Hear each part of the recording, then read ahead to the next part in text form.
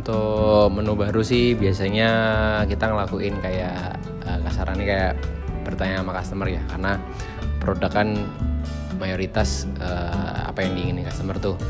Jadi karena customernya sering diajak ngobrol ketika pesen atau enggak sering tanya-tanya gitu, biasanya kita menanyakan kayak kopi apa atau produk apa sih yang customer tuh inginkan.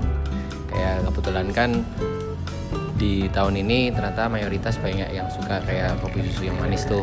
Nah, kita tahu dari mana ya, karena kita sering menanyakan itu ke customer. Oh, ternyata yang dibutuhkan customer buat tahun ini kopi-kopi susu yang manis. Akhirnya dari situ kita evaluasi, terus kita pertimbangin, baru kita R&D menu yang kopi susu manis. Habis itu kita coba dulu nih ke marketnya. Jadi kayak di bulan pertama biasanya kita ngadain promo gitu buat melihat nih kira-kira produk yang kita jual ini nyaman gak buat customernya, terus customer juga feedbacknya kayak gimana. Itu nanti baru dievaluasi. Kalau misalnya hasilnya bagus bisa dijadiin menu tetap, cuman kalau hasilnya kurang memuaskan atau tidak bagus itu biasanya kita cut sih gitu sih Kak, kalau buat menu barunya.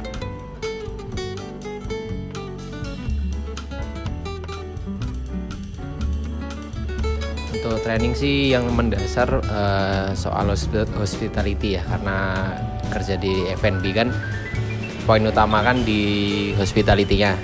Jadi kalau hospitality-nya bagus tapi kalau produknya bagus tapi hospitality-nya jelek, itu juga sangat mempengaruhi.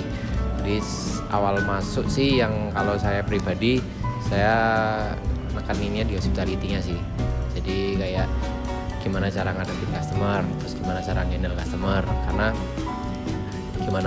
gimana pun customer mau benar apa salah ya tetap benar. Jadi untuk mengurangi kesalahpahaman antara si barista sama customer, biasanya aku ngajarin di poin hospitality-nya dulu. Jadi ketika hospitality-nya bagus, terus pembawaannya juga santai. Jadi asarannya anggap aja tuh customer tuh teman, cuman ya bahasanya juga nggak sesantai itu. Kalau ngobrol sama teman kan bahasanya terlalu santai. Cuman ini dibuat ngobrol sama teman cuman pakai bahasa yang lebih sopan. Jadi dari situ biasanya dapat feedback bagus dari customernya, kayak dia merasa oh di Norde ada temennya gitu-gitu, akhirnya sering ngobrol bareng. Walaupun kita self service ya, cuman yang dimaksimalin ketika dia mesen sama ketika ngambil pesanan. Di situ momen buat waktu buat apa ya, kayak ngobrol sama customer itu sih.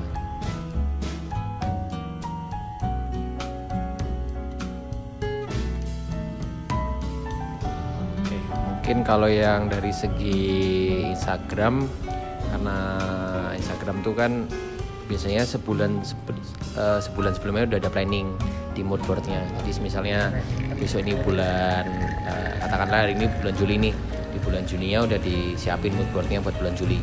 Jadi apa yang harus di publish, apa yang harus di up itu udah dipikirin di bulan Juninya. Cuman itu mood boardnya yang benang merahnya. Cuman untuk yang konten reels emang itu di mood boardnya nggak spesifik apa, cuman biasanya konten reels itu lebih ke yang lagi tren. Kayak contohnya mungkin ada tren Strava gitu kan, kayak gitu-gitu. Cuman kalau yang benang merahnya sendiri sih udah ada di mood boardnya sih. Dan untuk konten Instagram sendiri sih kita lebih lebih menunjukkan kalau Norde ini tempat buat community gitu, community lari, community apapun itu kita welcome lah, sama nunjukin fasilitas apa yang ada di Norde, sama biasanya lebih ke ambience-nya ketika lagi ada customer dan nggak ada customer sih gitu. Sekian dari kami, terima kasih ya Kak. Oke, siap. Sama-sama.